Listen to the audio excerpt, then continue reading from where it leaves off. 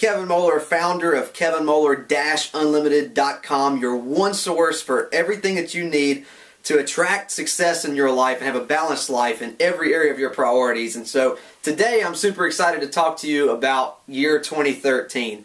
The year of your breakout, the year of my breakout. Big things are going to happen in the year 2013. And really, what happens is most people create New Year's resolutions and they turn out to be more like hell-illusions. I don't know if you can relate, I'm sure you can, that in our lives, how many times have we set goals, and for a New Year resolution, we go out there, we get excited, we get pumped up, we start doing things, and later on it doesn't pan out the way that we want to. We fall off of the diet, we don't lose the weight we said we were going to, we don't increase our finances the way we thought it was, we don't learn the language we said we were going to learn, we don't get the promotion we said we were going to get. And it's so disappointing. And I don't know if you can relate, but I certainly can. I mean, I know in my life I've set so many goals, so many New Year's resolutions that didn't pan out for me. And one day I finally realized the key to making New Year's hell-illusions become New Year's resolutions. And we're going to share that with you today. So my big bold promise is this, is that in year 2013, because of the information you're about to get and the secrets that we're about to reveal, you're going to have your best year ever. Your hell-illusions are going to become your resolutions. And I can personally attest to that because of the amount of years where my resolutions were hell-illusions, and nowadays I always set goals and I make them happen. And so we're going to share with you those three keys. And so the first thing I want to talk about is what you hear most often. And that's number one is, Kevin, you got to set goals, right? How many times have you heard this?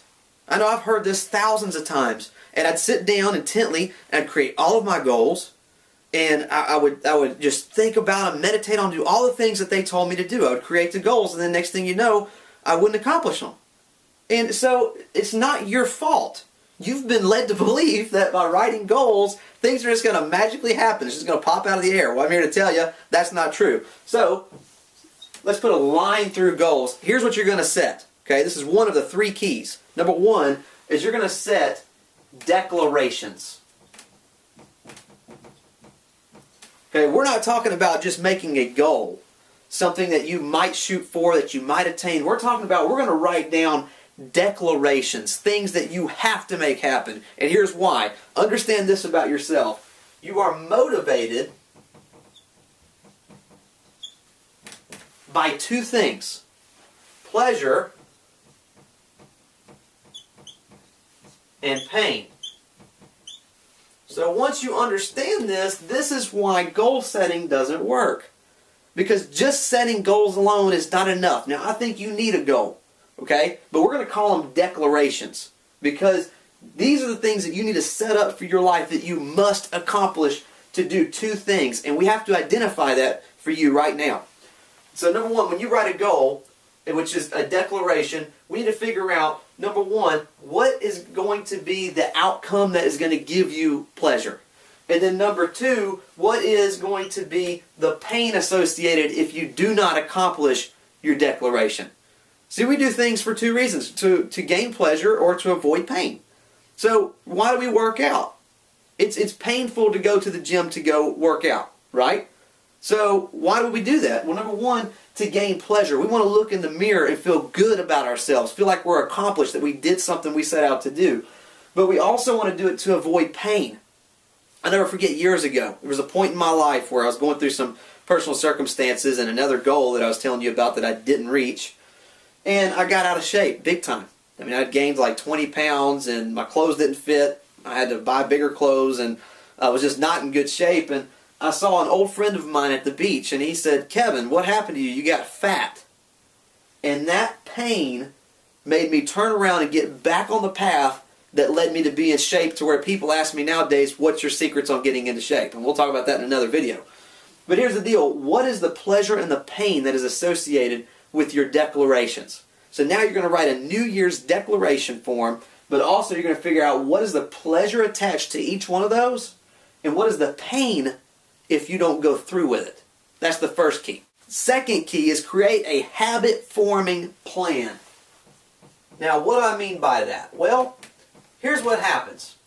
I like to use losing weight because a lot of people put that as their New Year's resolution, right? And it becomes a hellution, and here is why.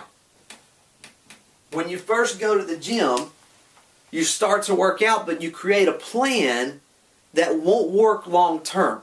So you take the individual who sets a New Year's resolution. They say, I'm going to lose weight. This is my year to break out. I'm going to look the best I ever have. I'm going to feel the best I ever have. And they go to the gym. They start working out an hour and a half or 2 hours a day. In the first week, they lose like 5 or 10 pounds. And they're super excited because they don't understand what they lost was water weight. And so all of a sudden they look at the scale and it's happening, it's working, it's working. The next week and the next week they do the same routine, hour and a half, 2 hours a day, and all of a sudden they look at the scale and they haven't lost any weight.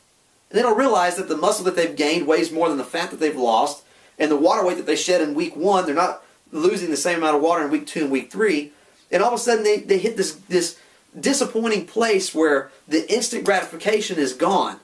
But more importantly, the 1.5 to 2 hours workout per day that they were doing, they can't do that every single day long term.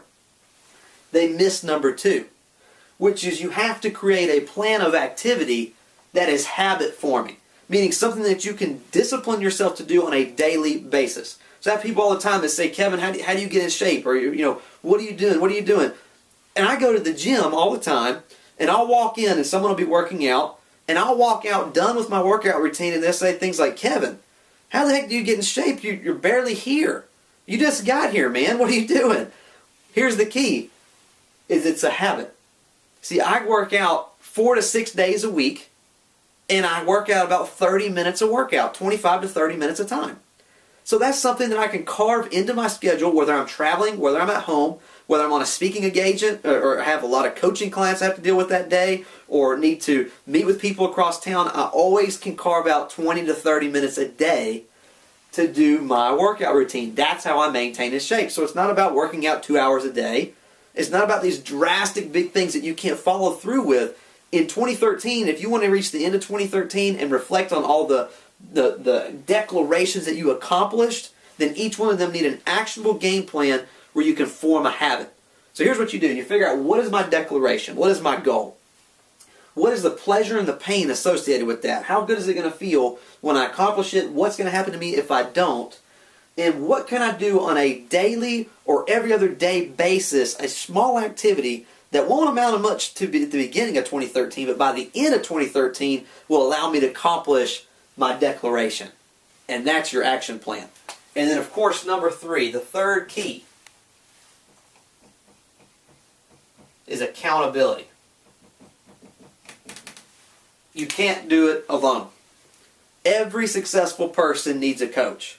Michael Jordan had a coach. Tiger Woods had a coach. The mixed martial arts fighter, a lot of them have multiple coaches.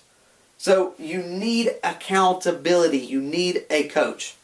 A few weeks ago, I was with Master Lloyd Irvin. You probably know him from the UFC, the Ultimate Fighting Championship, and he runs one of the largest gyms with a lot of their professionals and UFC fighters in his gym. And he was talking about coaches, about how every fighter needs a coach, how he needs a coach, and every single one of his fighters need a coach. Well, you need a coach. I need a coach. I've got a lot of coaches. But you need somebody that can hold you accountable. And that's exactly what we do at kevinmoeller-unlimited.com. You're going to be receiving emails, videos just like this to keep you inspired, motivated, and on track, give you proven strategies that you can use to make 2013 your best year. I know it's certainly going to be my best year. I know it's going to be your best year too, and I look forward to being a part of that with you.